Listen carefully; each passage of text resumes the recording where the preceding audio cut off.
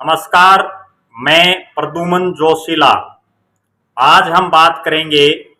कर्नाटक, जिस पर पूरे देश की निगाहें थी और उसका ऐसा परिणाम आया जिसकी बहुतों ने कल्पना की थी और बहुत से लोगों ने नहीं भी की थी। लेकिन उस कर्नाटक को जिताने में अगर किसी एक व्यक्ति का, किसी एक राजनीतिक नेता का सबसे बड़ा हाथ रहा है तो वो नेता हरियाणा प्रदेश की धरती से हैं। हरियाणा का एक ऐसा नेता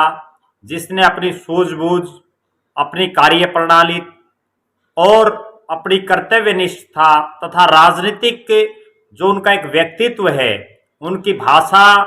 पर जो एक पकड़ है और उनकी एक सांगठनिक जो बहुत ही सूझबूझ से वो काम कर रहे हैं, एक ऐसे नेता की वजह से कांग्रेस पार्टी विपरीत परिस्थितियों में कर्नाटक में भारी बहुमत से जीत हासिल करने में सफल हुई। बेशक कांग्रेस पार्टी के जो वर्तमान में राष्ट्रीय अध्यक्ष हैं मल्लिकार्जुन खड़गे जी, वो भी कर्नाटक से ही आते हैं, लेकिन उसके बावजूद पिछले काफी लंबे समय से एक ऐसे नेता जो लगातार हरियाणा से दूरी बना करके, हरियाणा में वो बहुत कम नजर आए इस दौरान, और उन्होंने अपना सब कुछ कर्नाटक में दांव पर लगाया हुआ था और उसका रिजल्ट ये रहा, परिणाम ये रहा कि उनकी सांगठनिक कार्यकुशलता की वजह से कांग्रेस पार्टी कर्नाटक में भारतीय जनता पार्टी को बुरी तरह से हरा करके विजय श्री हासिल की। हम बात कर रहे हैं एक उसी नेता के बारे में, और वो नेता हैं हरियाणा प्रदेश के जींद जिले के सुरजाखेड़ा गांव में जन्मे, कांग्रेस पार्टी के बड़े दिग्गज नेता रहे, किसी समय प्रदेश के मंत्री रहे,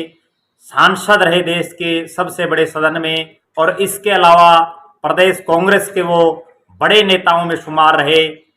भारतीय राष्ट्रीय कांग्रेस में किसान सेल के वो बहुत लंबे समय तक राष्ट्रीय अध्यक्ष रहे। ऐसे श्री शमशेर सिंह सुरजेवाला जी के पुत्र रणदीप सिंह सुरजेवाला, रणदीप सिंह सुरजेवाला जो हरियाणा से संबंध रखते हैं, अगर हम उनका राजनीतिक इतिहास पर नजर दौड़ाएं तो सबसे पहले सन 1996 में उन्होंने हरियाणा प्रदेश की उस समय की भी हॉट जो सीट थी, जींद जिले की नरवाना विधानसभा क्षेत्र से, वहां से वो पहली बार विधायक बने। उसके बाद वो लगातार कांग्रेस पार्टी में विभिन्न सांगठनिक पदों पर रहे। लगातार पेशे से एडवोकेट रणदीप सिंह सुरजेवाला हिंदी और अंग्रेजी के बड़े प्रखर वक्ता हैं। इसके अलावा भी कई अन्य भाषाओं पर उनकी पकड़ है और उनकी जो बोलने की और वाक्पटुता है उसके विपक्ष के लोग भी कायल हैं। रणदीप सिंह सुरजेवाला यही नहीं रुके, उसके बाद उन्होंने 2005 के विधानसभा चुनाव में एक ऐसा अप्रत्याशित परिणाम आया जब श्री रणदीप सिंह सुरजेवाला ने हरियाणा प्रदेश के तत्कालीन मुख्यमंत्री और इंडियन नेशनल लोकदल के सुप्रीमो चौधरी ओम प्रकाश चौटाला को उन्हीं के गढ़ नरवाना में पराजित किया।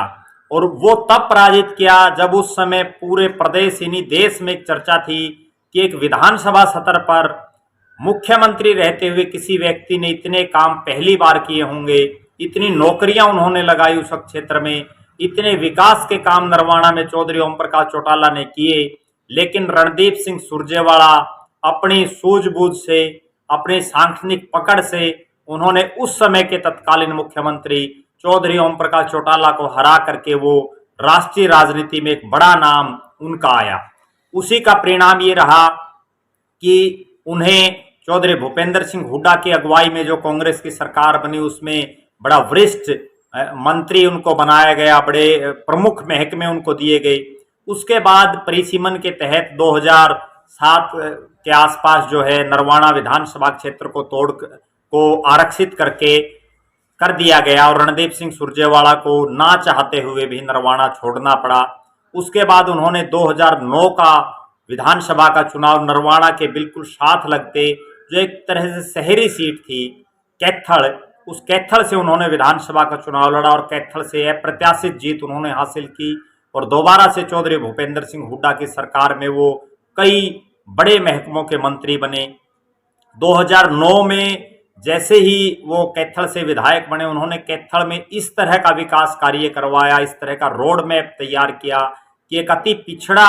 जो क्षेत्र था, जहां विकास के नाम पर कुछ नहीं अब तक हुआ था, उस कैथल में उन्होंने चमचमाती सड़कें, बाईपास और ना जाने कितने प्रकार की सुख सुविधाएं वहां के लोगों को उन्होंने मुहैया करवाई। और उसका परिणाम ये रहा कि जब 2014 का विधानसभा चुनाव हुआ, कांग्रेस के तमाम बड़े बड़े दिग्गज नेता मोदी जी की लहर में हार गए और हरियाणा प्रदेश में भारतीय जनता पार्टी भारी बहुमत से सरकार बनाने में सफल रही और कांग्रेस तीसरे नंबर पर रही, प्रदेश में बुरी तरह से हारी। तब भी रणदीप सिंह सुरजेवाला जो है कैथल से विजयी हुए। इससे पहले अगर हम बात करें रणदीप सिंह सुरजेवाला की, कांग्रेस के सांगठनिक तरीके से उन्होंने किन किन वो पदों पर रहे, वो युवा कांग्रेस के राष्ट्रीय अध्यक्ष रहे। युवा कांग्रेस के राष्ट्रीय अध्यक्ष रहते हुए जब वो राष्ट्रीय अध्यक्ष थे, उस समय केंद्र और प्रदेश में जो है विपक्षी दलों की, भारतीय जनता पार्टी की और हरियाणा प्रदेश में इंडियन नेशनल लोकदल और भारतीय जनता पार्टी की, दोनों की सरकारें थी। उन्होंने बड़े आंदोलन किए, बड़े बड़े जो है संघर्ष किए, रोडों पर वो लगातार रहे और वास्तव में उन्होंने उस दौर में ये दिखाया कि यूथ कांग्रेस में स्वर्गीय संजय गांधी जी या राजीव गांधी जी के समय की जो यूथ कांग्रेस थी, उसी तरह का एक बार फिर से उन्होंने जो है यूथ कांग्रेस को उसी पटरी पर लाने का काम किया। और इसी दौरान वो जो है प्रदेश कांग्रेस, जो मेन कांग्रेस, उसके भी कार्यकारी अध्यक्ष जो है रणदीप सिंह सुरजेवाला को बनाया गया। इसके अलावा रणदीप सिंह सुरजेवाला को राष्ट्रीय सचिव बनाया गया। उन्हें कांग्रेस का जो मीडिया सेल है उसका इंचार्ज बनाया गया। कांग्रेस का राष्ट्रीय प्रवक्ता और मीडिया सेल का उनको जो है पूरा जिम्मा उनके सुपुर्द किया गया। उसके बाद एक ऐसा वाकया भी हुआ जब 2019 के जो है लोकसभा और विधानसभा से चुनाव से पहले जनवरी में कड़ाके की ठंड में जींद में एक उपचुनाव होता है और वहां से रणदीप सिंह सुरजेवाला को प्रदेश की विधानसभा का सिटिंग विधायक होने के बावजूद जो है कांग्रेस आला कमान उन्हें चुनावी समर में उतारती है और वो बड़ा जो है एक नए हल्के में और एक टफ फाइट उन्होंने जो है देने का काम किया। उसके बाद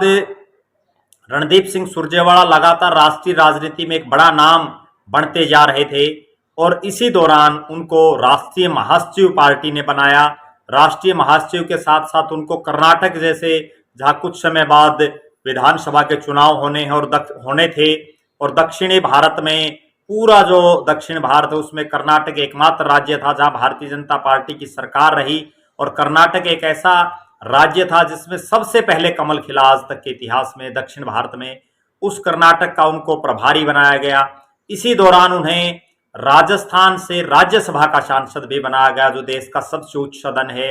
और रणदीप सिंह सुरजेवाला यही नहीं रुके, उन्होंने अपनी जो उनकी एक वाक्पटुता, उनका एक बोलने के अंदाज, सांगठनिक उनकी मजबूत पकड़ और उनका मजबूत निर्णय लेने की क्षमता के चलते उन्होंने कर्नाटक में आपस में कई गुटों में बंट चुकी कांग्रेस को इकट्ठा करने का काम किया। उन्होंने कांग्रेस के दो जो सबसे बड़े नेता उस प्रदेश में रहे, चाहे वो डीके शिव कुमार हों या सिद्धारमैया हों, दोनों को जो है एक साथ बैठाने का, एक साथ जो है कैंपेन करने के लिए उन्होंने राजी किया और दोनों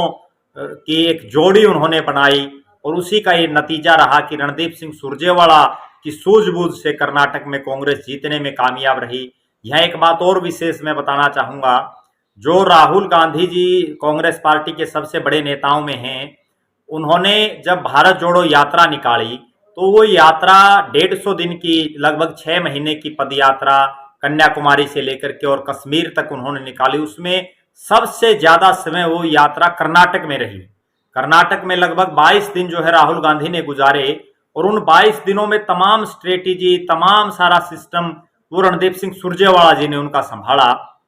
और जहां जहां से उन्होंने इस तरह से एक रोड मैप बनाया उस यात्रा का, जिसमें जहां जहां से राहुल गांधी निकले वहां अधिकतर सीटों पर जो है कांग्रेस पार्टी जीती, भारतीय जनता पार्टी वहां कामयाब नहीं हो पाई।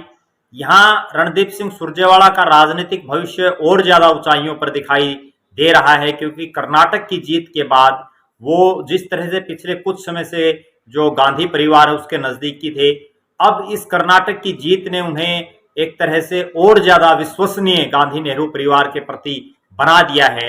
इससे पहले अगर बात करें, जब राजस्थान में भी गहलोत सरकार में उठापटक चल रही थी, तब भी रणदीप सिंह सुरजेवाला का एक बड़ा योगदान उसमें रहा है। एक राजनीतिक परिवार से संबंध रखने वाले रणदीप सिंह सुरजेवाला, जिनके पिताजी प्रदेश में कई बार विधायक रहे, मंत्री रहे, देश के उच्च सदन संसद में वो सदस्य रहे, और हालांकि एक दो वो मुकाम नहीं हासिल कर पाए जिनका उनको ताजिंदगी जो है नहीं हासिल कर पाए, वो केंद्र में मंत्री नहीं बन पाए, और दूसरा श्री शमशेर सिंह सुरजेवाला प्रदेश में मुख्यमंत्री नहीं बन पाए। यही सेम सिनेरियो रणदीप सिंह सुरजेवाला के साथ भी है। रणदीप सिंह सुरजेवाला कई बार विधायक रहे, सांसद रहे, मंत्री रहे, कांग्रेस के कार्यकारी अध्यक्ष रहे, युवा कांग्रेस के राष्ट्रीय अध्यक्ष रहे, लेकिन दो ऐसे पद हैं जिन पर उनकी निगाहें निश्चित रूप से लगी हुई हैं। एक केंद्र में मंत्री कैबिनेट का, और दूसरा प्रदेश का किसी न किसी दिन मुख्यमंत्री बनना। ये दो उनके जरूर सपने हैं जिनको पूरा करने के लिए वो लगातार जो है प्रयासरत भी हैं। इसके अलावा अगर हम बात करें रणदीप सिंह सुरजेवाला की, कर्नाटक को जिताने में और इस ढंग से मैनेज करने में टोटल सिस्टम, जब देश के प्रधानमंत्री श्री नरेंद्र मोदी जी से लेकर के अमित शाह जी से लेकर के और तमाम भारतीय जनता पार्टी का जो शीर्ष नेतृत्व है वो इतने लंबे समय से कर्नाटक में प्रचार कर रहा था, उसके बावजूद उनकी एक नहीं रणदीप सिंह ने चलने दी, और आखिरकार जीत का जो पासा है, कर्नाटक की जीत का जो पासा है, उन्होंने वो कांग्रेस पार्टी की झोली में डालने का काम किया। निश्चित रूप से ये कहने में कोई संकोच नहीं है कि कर्नाटक की जीत